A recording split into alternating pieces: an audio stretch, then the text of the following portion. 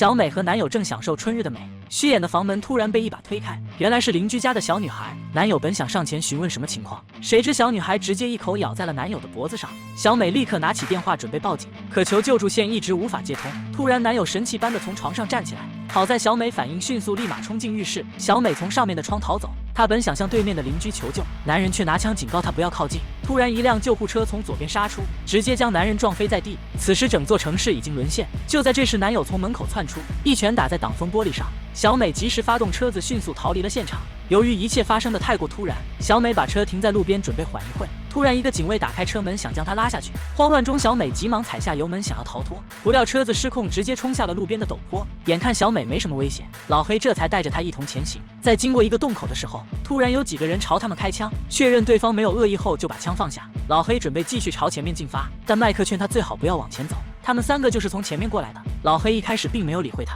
只想去找他的兄弟。烈哥提醒他那边路上到处都是丧尸，无奈之下两人只好跟着他们来到了附近的商场。这边麦克还在使劲敲门，不料前面突然出现几个丧尸，尽管开枪击中他们的身体，但好像没有任何效果。老黑让麦克闪开一边，然后直接开枪打爆了门锁，几人这才成功逃进了商场。老黑拿着枪巡视了一圈，并没有看到一个人影，但麦克还是不放心，不料里面竟然藏着一只丧尸，点了在外面休息的老黑几人。就在这时，后面又出现一只，老黑本想上前，谁知丧尸直接冲上来，这边麦克还被丧尸压着起不了身，好在他拿起旁边的木棍直接将其了结。小美看准时机，果断开枪，大家赶紧坐电梯到楼上去。可当电梯门打开的时候，门口竟然站着3个警卫，为首的男人名叫 CJ， 他让几人离开这里去别的地方。双方僵持许久，谁都不肯退，直到小美低声哀求， CJ 这才同意让他们进来，不过前提是要把武器都交出来才行。很快老黑几人得知，原来击杀丧尸要瞄准头部，还有外面的情况已经不受控制，知道这里是 CJ 说了算。麦克建议他先封锁整个商场，然后去屋顶释放求救信号，如果有救援机在外面巡逻的话，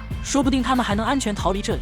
可等他们来到楼顶的时候，发现越来越多的丧尸都在朝商场这边滚，也不知道是什么原因。突然对面的楼顶传来了几声枪响，是一个名叫老迪的男人，他示意大家赶紧往那边看。只见一架救援机从天空飞过，可救援机好像并没有发现他们，逐渐远离了众人的视线。为了确保自己的安全， CJ 将老黑几人都关了起来。没有意外的话，意外即将悄然降临。小帅在监控室值班的时候，突然发现一辆卡车横冲直撞，正朝着商场这边驶来。小帅通知大家赶紧到楼顶集合，老黑几人也冲了上来。原来刚刚在楼下的时候，小美借口要上厕所，希望小帅能把门打开。在美色的诱惑下，小帅还是打开了门锁。眼看卡车里的人身陷危机，小美希望 CJ 能让他们进来，但他说什么都不肯同意。万一车上有人被感染的话，那后果将不堪设想。这时小帅也看不下去，但 CJ 根本没有理会。见此情形，麦克立马夺过旁边小弟的手枪，老黑也趁机制服了 CJ， 两人被关到了警卫室的牢房，剩下的就要靠麦克想办法。小美两人提示车上的人可以从下面的门进，可能是太过紧张的关系，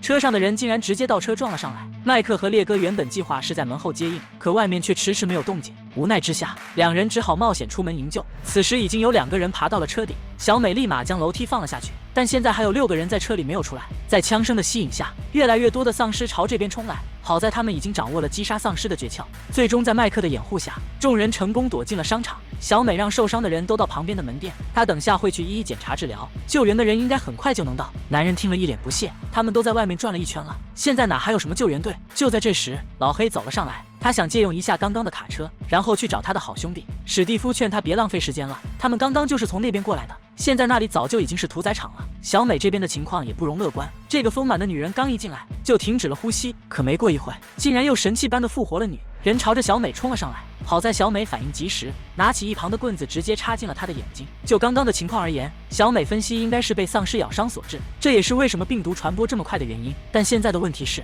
还有一个名叫弗兰克的男人，他的手也被丧尸咬伤。尽管小美提议先将他隔离起来，但麦克和老黑都觉得这样太过危险，只有杀了他才是最好的选。还以为接下来能过一段好日子，但在一次晚餐的时候，突然电力中断，无奈之下，麦克只好将 CJ 两人从牢房里放了出来。只有他们知道发电机在什么位置。在他们的带领下，几人来到了地下停车场，这里漆黑一片，看上去十分危险。突然一个身影一闪而过，竟然是一只小狗，看样子并没有被咬伤，这就说明地下室没有丧尸，很安全。正当他们放松警惕的时候，一个丧尸抓着水管从上面一跃而起，小弟的尖叫声响彻地下室，场面一下子紧张起来。紧接着一群丧尸从后面窜出，好像是早就计划好了一样。后面的丧尸越来越多，3人立马躲进围栏里面，不过外面的丧尸迟早会攻进来，还好麦克发现了旁边的油枪，然后把外面的丧尸全都浇了个遍。此时烈哥的妻子因难产不幸离世，可奇怪的是腹中的胎儿好像还活着。突然妻子发了疯一样扑了上来，看样子已经变成了丧尸。烈哥将腹中的胎儿取出来，因为停电的关系，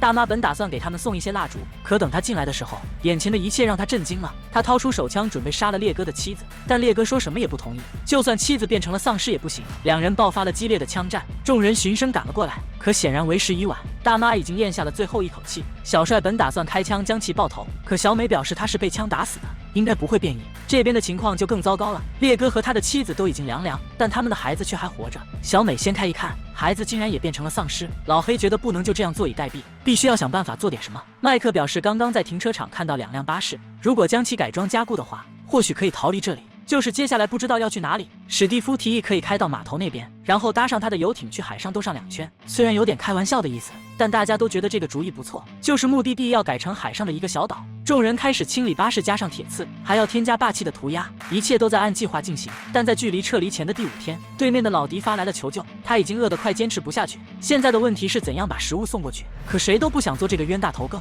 好在老黑想到了答案，他们用绳将狗子放到狮群当中，由他来把食物送到对面去。之前在地下室已经证明过，丧尸对狗子没什么兴趣。狗子顺利钻进了洞口，可不料丧尸竟然把门抓住，趁机钻了进去。老迪不幸被丧尸咬伤，可可很担心狗子的安危，独自开着卡车直接冲了过去。好在车子挡住了丧尸，可可并没有危险。此时老迪还在楼顶，但看样子是已经变异。对讲机传来了可可的尖叫声，很快就没了信号。无奈之下，老黑几人只好通过下水道前去救援，史蒂夫则负责留下来把守大门。等他们来到路面的时候，井盖的声音引起了丧尸的注意，麦克率先打开车门，从这里钻了进去。老黑3人还在后面掩护，紧接着 CJ 和小帅也爬上了卡车。现在只剩老黑了，只见后面的丧尸越来越多，无奈老黑只好扔下喷子，这才安全从洞口钻了进来。还没等几人缓过劲来，突然里面传来了撞门的声音，几人拿着枪缓缓靠近，竟然是变异的老爹。作为昔日的骑友，老黑毫不犹豫开枪将其了结，这对老宅来说也是最好的解脱。打开门发现可可躲在里面并没有受伤，现在的关键是如何逃离这里。老黑将一个煤气罐扔到了狮群当中， CJ 在楼顶准备就绪，随着一声枪响，煤气罐瞬间爆炸。等他来到路面的时候，没想到老头还在外面帮他掩护， CJ 立马从井口爬了下去。老头在狮群的围堵下失足掉进了下水道，丧尸也逐个从上面跳了下来。 CJ 拖着老头向后撤退，老头拿枪击杀扑面而来的丧尸，无奈丧尸的数量实在太多， CJ 只好放弃老头逃离了现场。更加糟糕的是，进入商场的大门被反锁，原本守在门口的史蒂夫还不知所踪。此时狮群已经近在咫尺，幸好小美及时打开了大门，可后面的丧尸实在太多， CJ 来不及关上大门。麦克带上众人赶紧朝电梯方向跑去，等电梯关上的一瞬间，一只丧尸扑了上来。等他们来到地下室的时候，史蒂夫竟然早已在这里等候。麦克开着车先打头阵，老黑紧随其后，眼看卡车就快要被狮群推翻， CJ 将煤气罐扔到狮群当中，他拿起喷子准备开枪，随着一声巨大的爆炸，前方的狮群瞬间被夷为平地，众人这才顺利穿过狮群逃离了这里。但还有一个丧尸竟然悄悄地掉在车子后面，老黑来回晃动想把丧尸甩下去，老头则打开电锯随时做好准备。可在经过一个路口的时候，速度过快导致车上的人都无法站稳，电锯意外锯断了妮卡的肩膀，鲜血直接溅到老黑脸上，卡车因此失控发生了侧翻。前面的人这才发现不对劲，急忙往回倒车。此时老黑被卡在驾驶室里无法脱身，但史蒂夫并没有救他的意思，正准备离开，不料刚刚的丧尸早就在上面守株待兔。与之相反的是， CJ 并没有抛弃他们，而是选择下车救援。此时车上只剩下老黑和小帅，其他人都已经凉，刚刚的史蒂夫也已经变成了丧尸。小美毫不犹豫开枪解决了这个混蛋，但离开前她却突然停下了脚步，后面越来越多的丧尸冲了过来，老黑和 CJ 都已经上车，小美这才匆匆赶来，还好麦克及时将她拉上了卡车，最终在 CJ 的掩护下成功逃过了丧尸的追击。原来小美刚刚回去是为了拿上游艇的钥匙，没有她的话，整个计划都将白费。很快众人就来到了港口，但前面的路太小，卡车被迫停了下来。只见后面的狮群越来越紧，为了掩护同伴， CJ 独自一人在车上开枪吸引丧尸。只见丧尸越来越多，无奈之下 CJ 只好点燃信号弹，然后朝着瓦斯管开枪。这令所有人都没有想到，一开始最无情的人，到头来竟然拯救了所有人的性命。好了，今天的节目就到这里，欢迎关注港风港影，咱们下期再见。